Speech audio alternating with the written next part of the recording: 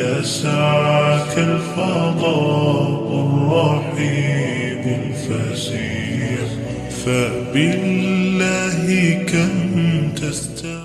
السلام علیکم، میرا نام عبدالرحیم ہے. میں ایک سیریز بنا رہا ہوں مختلف حدیث کی کتابوں سے مختلف ٹاپکس پہ. تو حضرت امام ابو یعلا موصلی کی جو مجموعہ احادیث ہے اس سے کچھ احادیثیں ہیں. اعوذ باللہ من الشیطان الرجیم، بسم اللہ الرحمن الرحیم. حدیث نمبر 65. حضرت انس رضی اللہ تعالیٰ عنہ فرماتے ہیں کہ حضرت ابو بکر صدیق رضی اللہ تعالیٰ عنہ حضور صلی اللہ علیہ وسلم کے پاس پریشانی کی حالت میں آئے. حضور صلی اللہ علیہ وسلم نے فرمایا میں آپ کو پریشان دیکھتا ہوں. عرض کی یا رسول اللہ صلی اللہ علیہ وسلم، میں فلاں رات کو اپنے چچا زاد کے پاس تھا، اس کی جان نکل رہی تھی. آپ صلی اللہ علیہ وسلم نے فرمایا کیا تو نے اس کو لا الہ الا اللہ کی تلقین کی تھی؟ عرض کیا یا رسول اللہ صلی اللہ علیہ وسلم میں نے کی تھی. آپ صلی اللہ علیہ وسلم نے فرمایا اس نے کلمہ پڑھا؟ عرض کی جی ہاں. آپ صلی اللہ علیہ وسلم نے فرمایا اس کے لیے جنت واجب ہو گئی. حضرت ابو بکر نے عرض کیا یا رسول اللہ صلی اللہ علیہ وسلم زندوں کے لیے پڑھنا کیا ہے؟ فرمایا یہ ان کی گناہوں کو ختم کرنے والا ہے، گناہوں کو ختم کرنے والا ہے. ایک اور حدیث ہے، حدیث نمبر 66. حضرت زید فرماتے ہیں کہ حضرت ابو بکر رضی اللہ تعالیٰ عنہ نے میری طرف کسی کو بھیجا جنگ یمامہ میں. آپ کے پاس حضرت عمر بن خطاب بھی تھے. حضرت ابو بکر نے فرمایا عمر میرے پاس آیا ہے، اس نے عرض کی کہ جنگ یمامہ سے بڑے قاری قرآن شہید ہوئے ہیں. میں خوف کرتا ہوں اس طرح قاری شہید ہوتے رہے تو سارا قرآن چلا جائے گا جو یاد نہ کر سکے گا. میری رائے یہ ہے کہ آپ قرآن جمع کرنے کا حکم دیں. حضرت ابو بکر نے حضرت عمر کو فرمایا کیا میں ایسا کام کروں جو حضور صلی اللہ علیہ وسلم نے نہیں کیا؟ حضرت عمر نے عرض کی اللہ کی قسم یہ بہتر جمع کرنا. مسلسل حضرت عمر مجھے عرض کرتے رہے یہاں تک کہ اللہ عز و جل نے میرے سینے کو کھول دیا جس طرح اللہ نے حضرت عمر کے سینے کو کھولا تھا. میری بھی وہی رائے ہو گئی جو حضرت عمر کی تھی. حضرت زید فرماتے ہیں حضرت ابو بکر نے فرمایا آپ نوجوان سمجھدار اور نہ تھکنے والے، آپ حضور صلی اللہ علیہ وسلم کی وحی لکھتے تھے، آپ قرآن کو تلاش کریں، آپ جمع کریں. حضرت زید فرماتے ہیں اگر مجھے ایک پہاڑ اٹھا کر ایک دوسری جگہ منتقل کرنے کا مکلف بنایا جاتا تو مجھے ایسا کرنا زیادہ آسان تھا. میں نے عرض کی میں وہ کام کیسے کروں جو حضور صلی اللہ علیہ وسلم نے نہیں کیا؟ حضرت ابو بکر نے فرمایا اللہ کی قسم حضرت ابو بکر و عمر رضی اللہ تعالیٰ عنہ مجھے مسلسل ابھارتے رہے یہاں تک کہ اللہ نے میرے سینوں کو کھول دیا جس طرح ابو بکر و عمر کے سینوں کو کھولا تھا. میں نے قرآن تلاش کرنا شروع کر دیا. میں نے جمع کیا پرچوں اور کندھوں کی ہڈیوں سے اور مردوں کے سینوں سے. میں نے سورۃ توبہ کی آخری آیت خزیمہ بن ثابت سے پائی. وہ آیت یہ ہے لقد جاءکم رسول من انفسکم. وہ مصاحب جو ہم نے قرآن میں جمع کیے تھے وہ حضرت ابو بکر کے پاس رہا ان کی زندگی میں. حضرت ابو بکر کا وصال ہوا تو حضرت عمر کے پاس رہا. جب حضرت عمر کا وصال ہوا تو حضرت حفصہ کے پاس رہا. ایک اور حدیث ہے، حدیث 67. حضرت مالک بن کیش فرماتے ہیں حضرت عقبہ بن عامر حضرت معاویہ کے پاس آئے اور ایلیا کے مقام پہ وہاں ٹھہرے نہیں. نکلے آپ کو تلاش کیا، آپ کو پایا نہیں. یا فرمایا ہم نے تلاش کیا لیکن ہم نے پایا نہیں. ہم آپ کے پیچھے چلے تو وہ مقام براز کے ملک میں نماز پڑھ رہے تھے. ہم نے فرمایا تم کیسے آئے؟ انہوں نے عرض کی ہم آئے ہیں کہ ہم تجھ سے نیا وعدہ کریں یا ہم آپ کے حق کا فیصلہ کریں. فرمایا میرے پاس تمہاری معمولی سے تنخواہ ہے. ہم حضور صلی اللہ علیہ وسلم کے ساتھ ایک سفر میں تھے. ایک دن ہم میں سے ہر ایک آدمی کی اونٹ چرانے کی باری تھی. اس دن میری باری تھی. میں اونٹوں کو لے گیا، حضور صلی اللہ علیہ وسلم کے پاس گیا.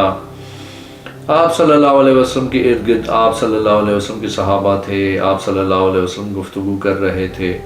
میں نے اونٹوں کو چھوڑا اور آپ کی طرف متوجہ ہوا.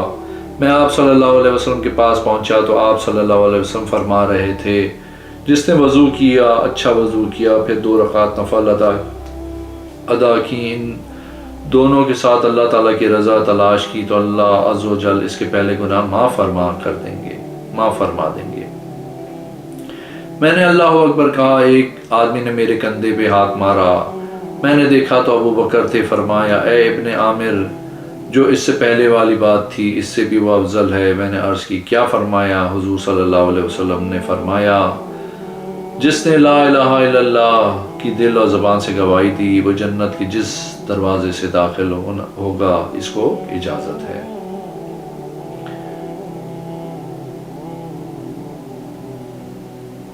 ایک اور حدیث ہے، حدیث نمبر 68۔ حضرت سیدنا ابو بکر صدیق رضی اللہ تعالیٰ عنہ سے روایت ہے، آپ فرماتے ہیں رسول اللہ صلی اللہ علیہ وسلم نے ارشاد فرمایا جس نے جان بوجھ کے مجھ پہ جھوٹ باندھا یا ایسی چیز کو نہ مانا جس کا میں نے حکم دیا تھا، اس کو اپنا گھر دوزخ میں بنانا چاہیے۔ ایک اور حدیث ہے، حدیث نمبر 69۔ حضرت ابو ہریرہ رضی اللہ تعالیٰ۔ السلام علیکم، میرا نام عبد الرحیم ہے، میں ایک سیریز بنا رہا ہوں مختلف حدیث کی کتابوں سے مختلف ٹاپکس پہ۔ تو حضرت امام ابو یعلا موصلی کی جو مجموعہ احادیث ہے اس سے کچھ احادیثیں ہیں۔ اعوذ باللہ من الشیطان الرجیم، بسم اللہ الرحمن الرحیم۔ حدیث نمبر 65۔ حضرت انس رضی اللہ تعالیٰ عنہ فرماتے ہیں کہ حضرت ابو بکر صدیق رضی اللہ تعالیٰ عنہ حضور صلی اللہ علیہ وسلم کے پاس پریشانی کی حالت میں آئے۔ حضور صلی اللہ علیہ وسلم نے فرمایا میں آپ کو پریشان دیکھتا ہوں۔ عرض کی یا رسول اللہ صلی اللہ علیہ وسلم، میں فلاں رات کو اپنے چچا زاد کے پاس تھا، اس کی جان نکل رہی تھی۔ آپ صلی اللہ علیہ وسلم نے فرمایا کیا تو نے اس کو لا الہ الا اللہ کی تلقین کی تھی؟ عرض کیا یا رسول اللہ صلی اللہ علیہ وسلم میں نے کی تھی۔ آپ صلی اللہ علیہ وسلم نے فرمایا اس نے کلمہ پڑھا؟ عرض کی جی ہاں۔ آپ صلی اللہ علیہ وسلم نے فرمایا اس کے لیے جنت واجب ہو گئی۔ حضرت ابو بکر نے عرض کیا یا رسول اللہ صلی اللہ علیہ وسلم زندوں کے لیے پڑھنا کیا ہے؟ فرمایا یہ ان کی گناہوں کو ختم کرنے والا ہے، گناہوں کو ختم کرنے والا ہے۔ ایک اور حدیث ہے، حدیث نمبر 66۔ حضرت زید فرماتے ہیں کہ حضرت ابو بکر رضی اللہ تعالیٰ عنہ نے میری طرف کسی کو بھیجا جنگ یمامہ میں۔ آپ کے پاس حضرت عمر بن خطاب بھی تھے۔ حضرت ابو بکر نے فرمایا عمر میرے پاس آیا ہے، اس نے عرض کی کہ جنگ یمامہ سے بڑے قاری قرآن شہید ہوئے ہیں، میں خوف کرتا ہوں اس طرح قاری شہید ہوتے رہے تو سارا قرآن چلا جائے گا جو یاد نہ کر سکے گا۔ میری رائے یہ ہے کہ آپ قرآن جمع کرنے کا حکم دیں۔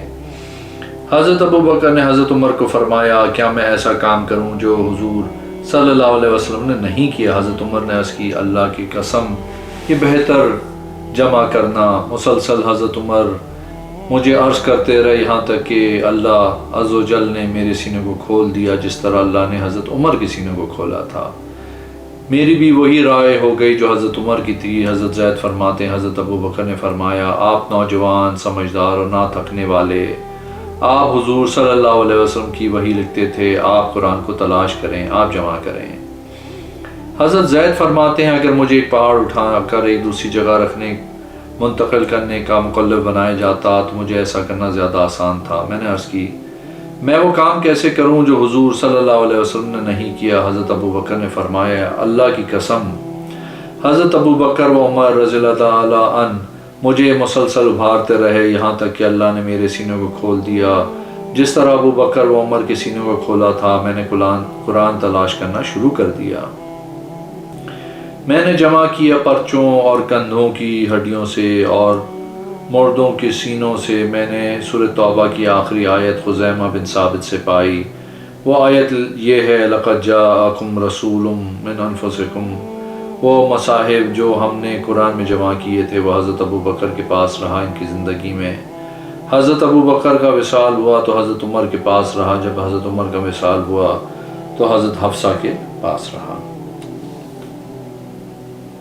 ایک اور حدیث ہے، حدیث 67۔ حضرت مالک بن کیش فرماتے ہیں حضرت عقبہ بن عامر حضرت معاویہ کے پاس آئے اور ایلیا کے مقام پہ وہاں ٹھہرے نہیں، نکلے آپ کو تلاش کیا، آپ کو پایا نہیں، یا فرمایا ہم نے تلاش کیا لیکن ہم نے پایا نہیں، ہم آپ کے پیچھے چلے تو وہ مقام براز کے ملک میں نماز پڑھ رہے تھے۔ ہم نے فرمایا تم کیسے آئے؟ انہوں نے عرض کی ہم آئے ہیں کہ ہم تجھ سے نیا وعدہ کریں یا ہم آپ کے حق کا فیصلہ کریں۔ فرمایا میرے پاس تمہاری معمولی سے تنخواہ ہے۔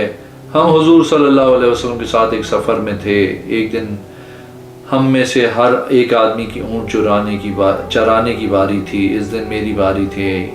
میں اونٹوں کو لے گیا، حضور صلی اللہ علیہ وسلم کے پاس گیا، آپ صلی اللہ علیہ وسلم کے ارد گرد آپ صلی اللہ علیہ وسلم کے صحابہ تھے، آپ صلی اللہ علیہ وسلم گفتگو کر رہے تھے۔ میں نے اونٹوں کو چھوڑا اور آپ کی طرف متوجہ ہوا۔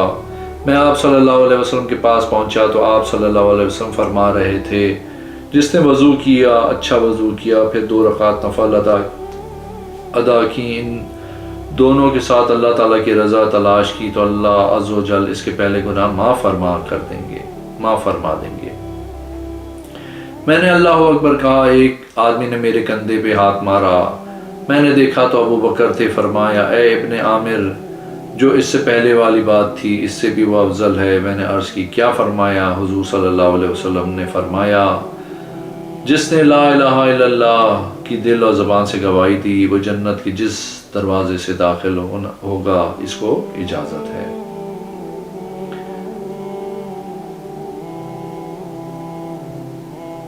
ایک اور حدیث ہے، حدیث نمبر 68۔ حضرت سیدنا ابو بکر صدیق رضی اللہ تعالیٰ عنہ سے روایت ہے، آپ فرماتے ہیں، رسول اللہ صلی اللہ علیہ وسلم نے ارشاد فرمایا، جس نے جان بوجھ کے مجھ پہ جھوٹ باندھا یا ایسی چیز کو نہ مانا جس کا میں نے حکم دیا تھا، اس کو اپنا گھر دوزخ میں بنانا چاہیے۔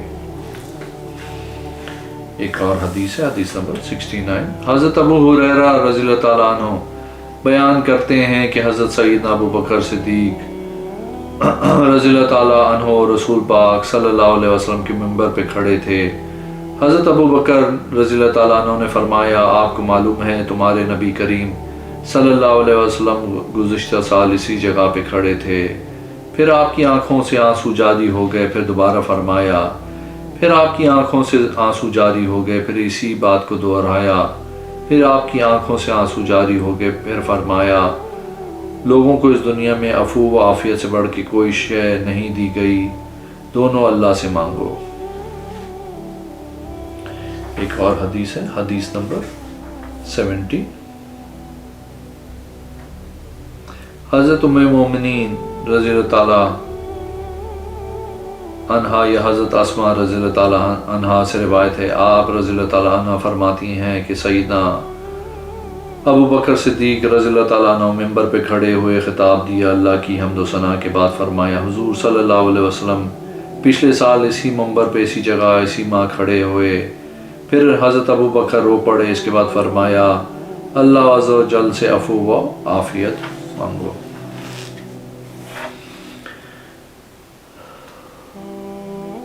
ایک اور حدیث ہے، حدیث نمبر 71۔ حضرت سیدنا ابو ہریرہ رضی اللہ تعالیٰ عنہ سے روایت ہے، حضور صلی اللہ علیہ وسلم نے حضرت سیدنا ابو بکر صدیق رضی اللہ تعالیٰ عنہ کو حج الوداع سے پہلے یوم النحر کے دن امیر حج بنا کے بھیجا، ایک لشکر میں کہ لوگوں میں اعلان کر دیں آئندہ سال کوئی مشرک حج نہ کرے اور کوئی بھی برہنہ ہو کہ کعبے کا طواف نہ کرے۔ ایک اور حدیث ہے، حدیث نمبر 72۔ حضرت سیدنا ابو ہریرہ رضی اللہ تعالیٰ عنہ سے روایت ہے کہ حضرت سیدنا ابو بکر صدیق رضی اللہ تعالیٰ عنہ نے حضور صلی اللہ علیہ وسلم سے عرض کی، یا رسول اللہ صلی اللہ علیہ وسلم مجھے چند کلمات سکھائیں جن کو میں پڑھ لیا کروں جب میں صبح کروں یا شام کروں۔ آپ صلی اللہ علیہ وسلم نے فرمایا، تو ان کلمات کو پڑھ لیا کرو، تو اس کو پڑھ لیا کریں، اللہم فاطر السماوات والارض الی الآخر، جب صبح و شام کرے جب اپنے بستر پہ آئے۔ ایک اور حدیث ہے، حدیث نمبر 73۔ حضرت سیدنا ابو ہریرہ رضی اللہ تعالیٰ عنہ سے روایت ہے، مجھے حضرت سیدنا ابو بکر صدیق رضی اللہ تعالیٰ عنہ نے بتایا، ایک دن عشاء کے وقت میں اپنے گھر کے والوں کے پاس آیا اور میں نے کہا، تمہارے پاس رات کا کھانا ہے؟ گھر والوں نے کہا، نہیں، اللہ کی قسم ہمارے پاس رات کا کھانا نہیں۔ آپ رضی اللہ تعالیٰ عنہ فرماتے ہیں، میں اپنے بستر پہ آ کے سو گیا لیکن بھوک کی وجہ سے نیند نہیں آ رہی تھی۔ میں نے کہا، اگر میں مسجد میں جاؤں جو اللہ نے توفیق دی نماز پڑھوں گا، میں ذکر کروں گا یہاں تک کہ صبح ہو جائے۔ میں مسجد کی طرف نکلا، میں نے نماز پڑھی جتنی اللہ نے توفیق دی، پھر میں مسجد کے ستون کے ساتھ ٹیک لگائی۔ میں ایسی حالت میں تھا کہ اچانک میرے پاس حضرت عمر بن خطاب آ گئے۔ آپ رضی اللہ تعالیٰ عنہ نے کہا، یہ کون ہے؟ میں نے کہا، ابو بکر۔ حضرت عمر نے کہا، اس وقت کیوں نکلے ہیں آپ؟ میں نے ساری بات بتا دی۔ حضرت عمر رضی اللہ تعالیٰ عنہ نے کہا مجھے بھی اس چیز نے نکالا جس نے آپ کو نکالا۔ حضرت عمر رضی اللہ تعالیٰ عنہ میرے پاس بیٹھ کے بس ہم دونوں ایسی حالت میں تھے کہ اچانک رسول اللہ صلی اللہ علیہ وسلم تشریف لائے۔ حضور صلی اللہ علیہ وسلم نے ہم کو نہیں پہچانا۔ آپ صلی اللہ علیہ وسلم نے فرمایا یہ کون ہیں؟ حضرت عمر رضی اللہ تعالیٰ عنہ نے مجھ سے جلدی کی عرض کی یا رسول اللہ صلی اللہ علیہ وسلم یہ عمر اور ابو بکر ہیں۔ آپ صلی اللہ علیہ وسلم نے فرمایا تم دونوں کو اس گھڑی میں کس چیز نے گھر سے نکالا ہے؟ حضرت عمر رضی اللہ تعالیٰ عنہ نے عرض کی یا رسول اللہ صلی اللہ علیہ وسلم میں گھر سے نکلا، مسجد میں داخل ہوا تو ابو بکر رضی اللہ تعالیٰ عنہ کو ایک ٹیک لگائے ہوئے دیکھا۔ میں نے کہا یہ کون ہے؟ حضرت ابو بکر نے کہا میں ابو بکر ہوں۔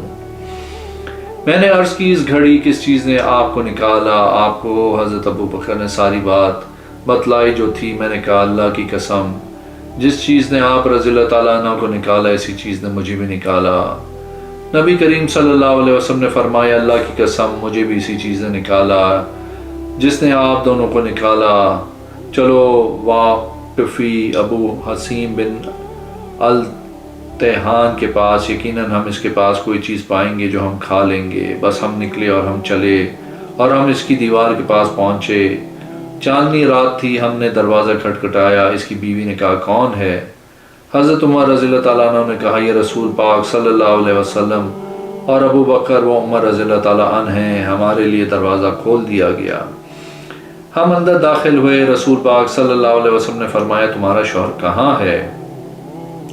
اس عورت نے کہا وہ ہمارے لیے میٹھا پانی لینے کے لیے گئے ہیں، بنی حارث کے باغ سے ابھی آ جاتے ہیں۔ حضرت ابو ہریرہ رضی اللہ تعالیٰ عنہ فرماتے ہیں وہ پانی کا مشکیزہ لے کے آئے یہاں تک کہ کھجور کے درخت کے پاس آئے۔ اس مشکیزے کو کھجور کی ٹہنیوں کے ساتھ لٹکا دیا، پھر ہمارے پاس آئے اور عرض کی مرحبا و اہلاً، خوش آمدید۔ پھر کہا جن ہستیوں کی زیارت آج میں کر رہا ہوں لوگوں میں سے کوئی بھی ان کی نہیں کر رہا۔ پھر وہ ہمارے لیے تر و تازہ کھجوریں توڑ کے لائے، ہم ان کو چاند کی روشنی میں صاف کر رہے تھے، بس ہم نے اس سے کھایا۔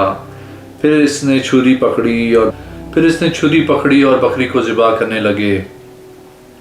نبی کریم صلی اللہ علیہ وسلم نے فرمایا دودھ دینے والی کو ذبح نہ کرنا، یا یہ فرمایا کہ حاملہ بکری کو ذبح نہ کرنا۔